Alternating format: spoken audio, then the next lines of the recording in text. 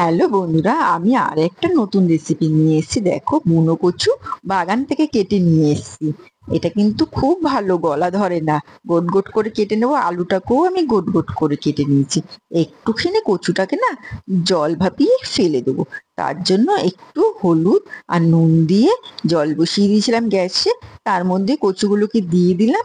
একটু ফুটে উঠলেই আমি ওকে নামিয়ে নিয়ে ছেঁকে রেখে দেবো। আর ওদিকে মশলাটা কি দেবো দেখছো? দেখো, আদা দেবো, হলুদের গুঁড়ো দেবো, লঙ্কার গুঁড়ো দেবো, আর দেবো জিরের গুঁড়ো। সমস্তটাকে আমি শিলে একবার সুন্দর করে মিহি করে পেস্ট করে নিচ্ছি। তোমরা চাইলে ওটা মিক্সিতে করে নেবে। আমি যেহেতু শিলে করি, তাই আমি শিলেই করে নিলাম। আর ওইদিকে গ্যাসে না কড়াইটাকে বসিয়ে দিয়েছি আগের থেকেই। আর গরম হয়ে গেছে কড়াই। এবার দিয়ে দেবো পরিমাণ মতন সর্ষের তেল। আর আলুগুলোকে কেটে রেখেছিলাম সেটাকে হলুদ নুন লাগিয়ে আমি এবার ভেজে নেব লাল লাল করে। ভাজা হয়ে গেলে তুলে রাখবো।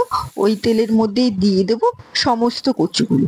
কচুতে হলুদ নুন দেওয়া আছে, তাই অল্প পরিমাণে একটু নুন দেবো।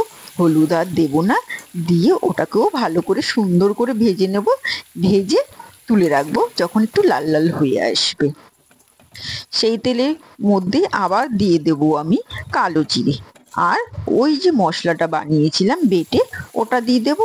আর যেমন তেমন করে কেটে রাখা টমেটো দিয়ে আমি কষাবো। যেহেতু চিংড়ি মাছ দিয়ে বানাবো, তার মধ্যে আমি চিংড়ি মাছটাও অ্যাড করে দিলাম। এবার একটু নাড়াচাড়া করে আলুটাকে দিয়ে দেবো, কারণ আলু সেদ্ধ হতে একটু সময় লাগবে।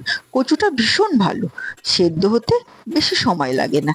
তাই আলুটাকে আগে দেখে নিলাম একটু সেদ্ধ হয়েছে কিনা, তারপরেই আমি কচুটা অ্যাড করব। নাহলে কিন্তু কচুটা গলে যাবে খুব তাড়াতাড়ি। আলু সেদ্ধ হবে না, কচু গলে যাবে। এইভাবে ঢাকা দিয়ে দিয়ে 2-3 বার কষিয়ে নেব, জল দিয়ে দিয়ে অল্প করে।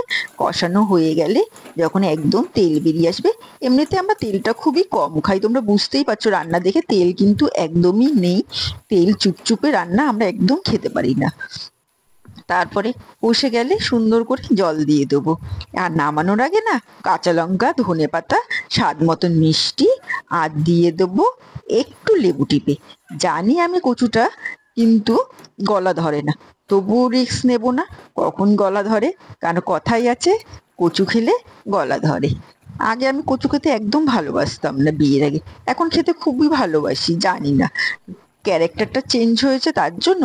আগে আমি ঝগড়া করতাম না, শ্বশুরবাড়িতে এসে ঝগড়া করি, তাই কচু করতেও শিখে গেছি। আর ওই দাদাটার জন্য একটু কচুটা বেড়ে নিলাম। ভিডিওটা ভালো লাগলে লাইক কমেন্টটা করো। ভালো থেকো, সুস্থ থেকো।